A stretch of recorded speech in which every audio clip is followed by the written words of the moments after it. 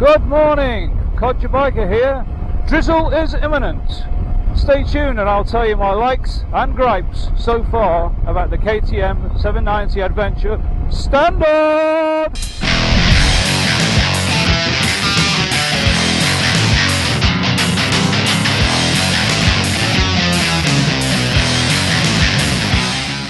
So my number one then is the TFT Display, which I really like. It's very good. You've got lots of information on there. You can swap your modes.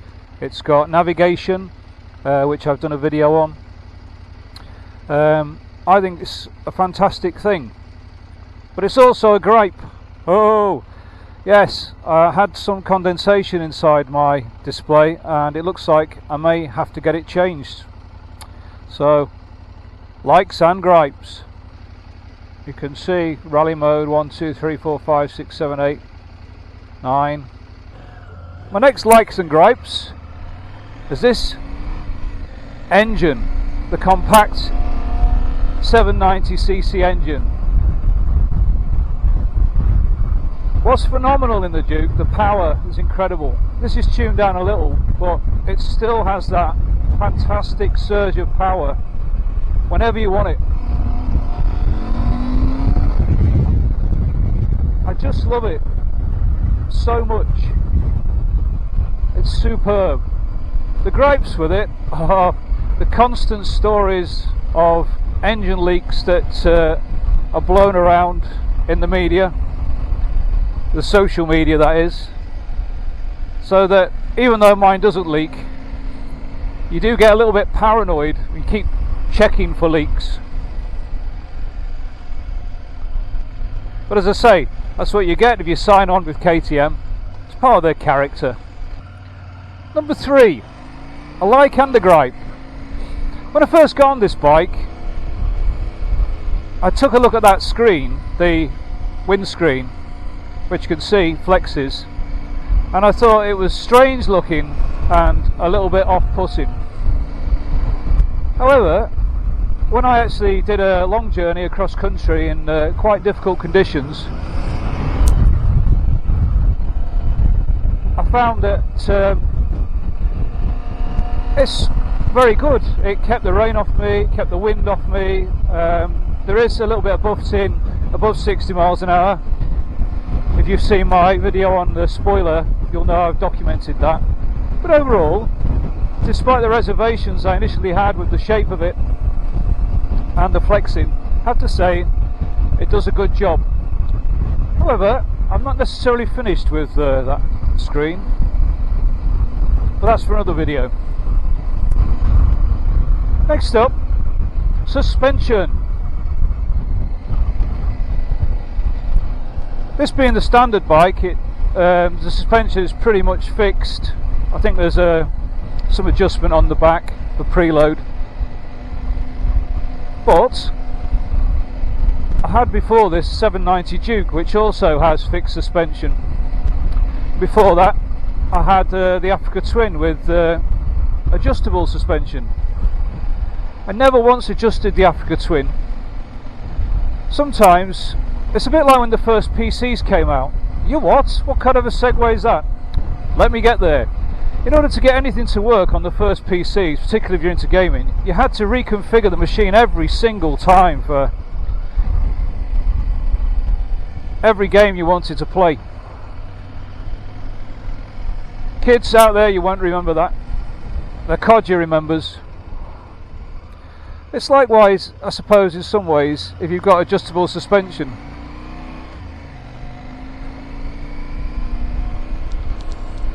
If it's done electronically, I imagine it's quite good. But to have to do it manually, I really couldn't be bothered. So, although this suspension may not be as trick as the R version, it's plenty adequate for what I use. I've been off-road with it, on-road, all over. And for me it's fine. And also I like the bonus of not having to worry about adjusting it, if you see what I mean. I quite like that. Number 5, the fuel tank. Absolutely brilliant. 20 litres, which I think if I manage the fuel or just ride motorway speeds, I get at least 275 miles at least, probably more. I've not been onto the fuel warning light yet. I've not tried to ride with that. Why would you? But I would imagine 300 miles would be achievable, which is brilliant in a mid-size adventure bike. But better than that is because the fuel is kept low down, the more you put in, it really doesn't upset the balance of the bike. Arguably, it could make it more balanced in that the fuel is at the bottom, mainly. My gripes with this are, you don't get any indication of how much fuel you've got in the tank until you go below half. In other words, it always says it's full. And secondly, I'm not sure about the looks of it. Even as a big fan of the 790 Adventure, I don't know that you could argue that the tank is the prettiest thing to look at. Right? Ew, he didn't say hello. I also have a minor concern in that because of its positioning over the engine and around the engine, if I need to do any work in there, do I have to remove it? Maybe that's no big deal, I don't know, but it's not something I've had any experience of yet. It would concern me in the future, but overall I have to say I think it's an absolute winner. More than anything, it's when you come to a stop at the lights or you have to manoeuvre the bike around, it really never feels like it's going to fall over, which is so confidence inspiring, particularly if you have to do emergency stops and things. Next up, traction control and ABS. In rally mode, which I have selected for this bike, there are 9 levels of traction control selectable, and I think you can turn it off also. Not that I'm ever going to. I did find off-road mode was more than adequate for my needs.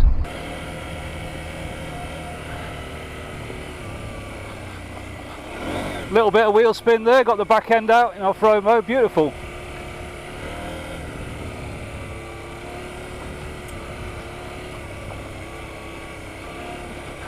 It kicks out nicely. That's just off-road mode, not rally mode. Already at least twice the ABS has saved me from getting into a couple of problems, mainly in town actually, where people have slammed on in front of me. I often get accused of not riding very fast, of codgering around. I do sometimes go a bit faster than you will see on the video. I'm obviously not going to be posting that online, but even so, I hit a car once when I was 17, and to this day I don't know how I'm still alive. Once you've done that, you do tend to develop a little more sense of your own mortality when you're on 2 wheels. So having ABS, lean sensitive ABS, and various traction control settings, as far as I'm concerned, is the reason why I chose this bike over the impending Tenere 700. The Tenere is a lot cheaper, but what price? Your life. I know a lot of people say, oh, you don't need those things, I've ridden them with for years. I feel that I do. So it's a personal choice, like all these things. There are lots of people who go around as though the world's a football match. You pick one team and anybody who doesn't agree with you needs a thumbs down and an argument. Personally, I don't agree with that. There's many people who only read a newspaper that supports their views or watch a news channel that supports their views, just reinforcing what they already believe. Not sure where I'm going with this. Well, basically what I'm trying to say is, yes, I would love to be a pure rider and just have an engine and the brakes and my skills. However, gradually I've come to realise that sometimes these rider modes might just save your life. So it's good to have a flexible view about these things, I think. Although I would not not buy a bike because it didn't have them. Given the choice, I would choose to have them, if you see what I mean.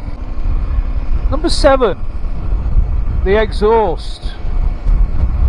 Now for me this is neither a gripe nor a like, but I think it'd be a gripe for many people, I have to be honest. The bike I test rode had a Akropovich exhaust on it. Mine's only got the standard exhaust, and it's very quiet. It's not a noisy bike. Now for some people you might see that as a bonus. Personally, I've got no feeling about it, although sometimes it would be nice to feel that you could rev up in the traffic and be heard. I'm not convinced that would happen with this bike, so perhaps that would be something you'd want to address. Personally, I'm going to leave it as it is. We have to be honest, it's certainly not going to suit most people. No way is this bike perfect. I don't know of a perfect motorcycle or a perfect vehicle of any kind. All I can say is so far it's the best for me, and I'm intending to keep this bike for a very long time. I hope to still be vlogging on it in 5 years from now. Oh, will you still be watching though? Number 8, the seat. I ride it around here as I am this morning, which is just a hobby ride, just to make this vlog basically, just to get out of the house before the rain comes. The seat is okay. It's a KTM seat. Even when I crossed the country on it and did about 150 miles, it wasn't too bad, although I have to be honest, I did have to stop after about 2 hours and have a walk around, so it could definitely be better. But the one bonus with it is the seat height. The seat height is 830 millimeters, which is also the bonus of this suspension, going back to the suspension like and gripe.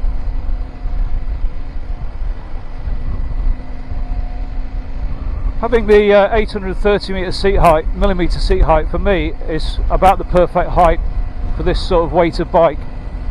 I wouldn't want to be any higher, so if I ever change the seat, which I may do, I'm considering getting an even lower seat in the hope that that might have more cushioning. I certainly wouldn't go for a higher seat, if you see what I mean.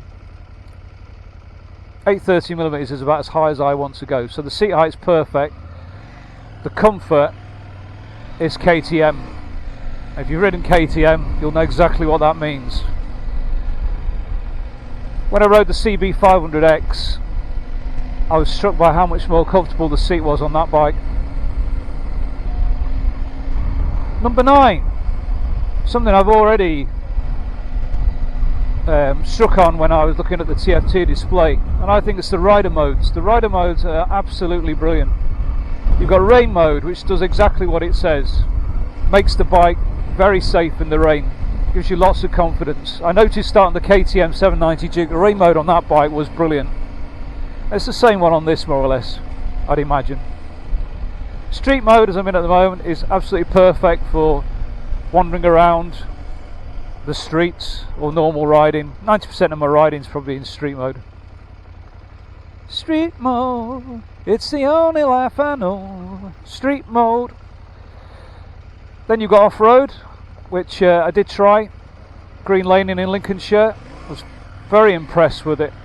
Enabled me to spin the back wheel just enough to manoeuvre the bike. You could probably do more of that with rally mode, which does not come as standard on this bike. I did pay for it, £140 to have it installed. Will I ever use it? Well, that's going to be a video coming up, which gives you even more flexibility. But again, as with the suspension, I sometimes wonder, do I really need it? Is that not too much flexibility? Well, I've never used it so far, So,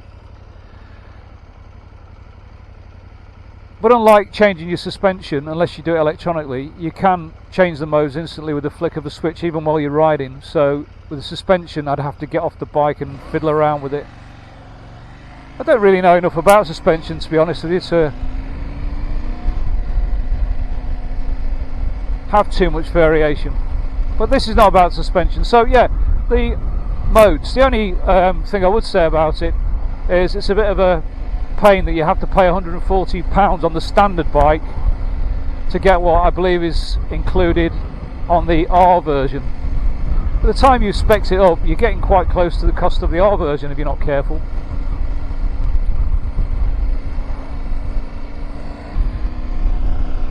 Which brings me on to another thing that I did select, not part of the modes as such, but it was selected by me, and that is the quick shifter and down blipper, which works brilliantly, particularly on the upshift. Not something I ever thought I would ever require, but now I've got it, I use it all the time. Really is good. The gripe with that, £350, sir. £350 to enable something which I believe is already in the bike.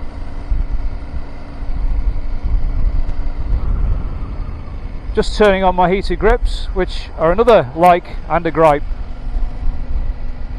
I like them because it's just dropped to about 12 degrees. It's not cold, but I'm just starting to feel a bit of a chill in my hands. I turn them on.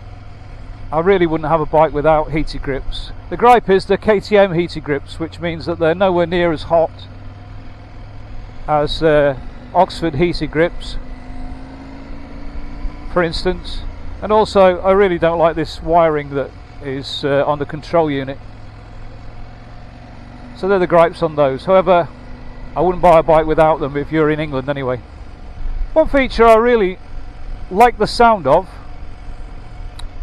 and which I have made a video for already, is the Bluetooth navigation.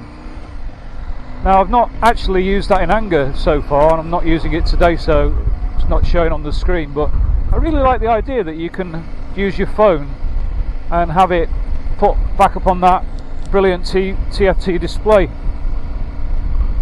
However, a gripe again, it's £8 and you need a smartphone. Is that a gripe really? Has anyone not got a smartphone these days? The £8 for the app maybe is a bit of a imposition, given that it's probably only going to be purchased by people who have purchased an expensive bike already. So in idea I really like that. In practice,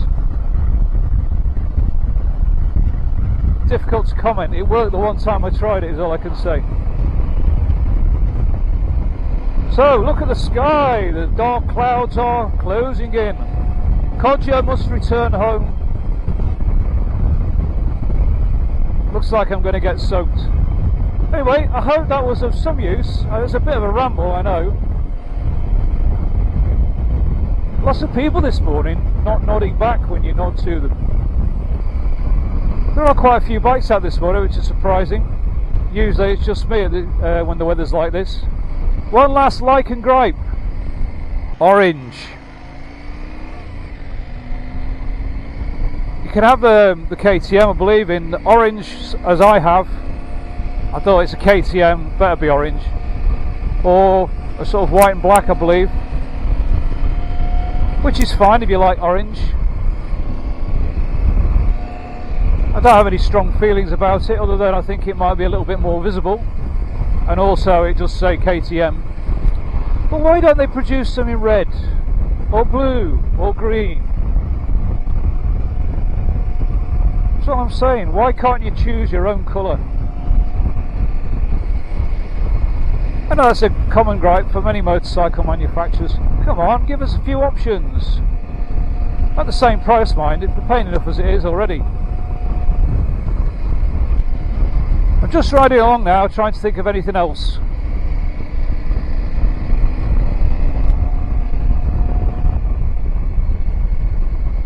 What do I like most of all?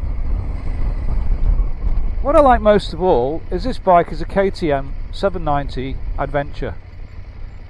It's got lots of power, it can go just about anywhere. I do honestly feel I could just get on it and ride to Singapore if I felt like it. Can you ride to Singapore? I don't know.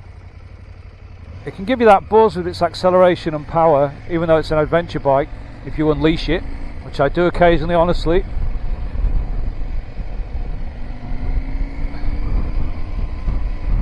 But it's also so well mannered at low revs. I mean, there is a little bit of Euro 4 there when you get down to below 20 miles an hour and say second, but not much. Not as much as, say, for instance, the Duke.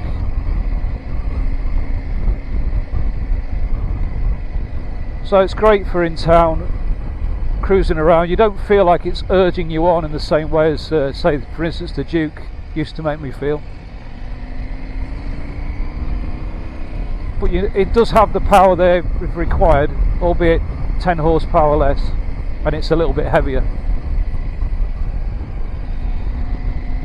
So I suppose the thing I like the most about this bike is lightweight, flickability and acceleration in an adventure bike. What's not to like?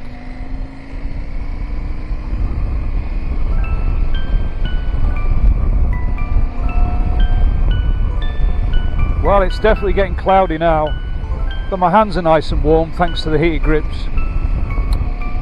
So I'm going to head off home. I'm going to wish you all the best. There was a very big motorcycle accident down near where I live over the weekend. Lots of bikers out for the first time.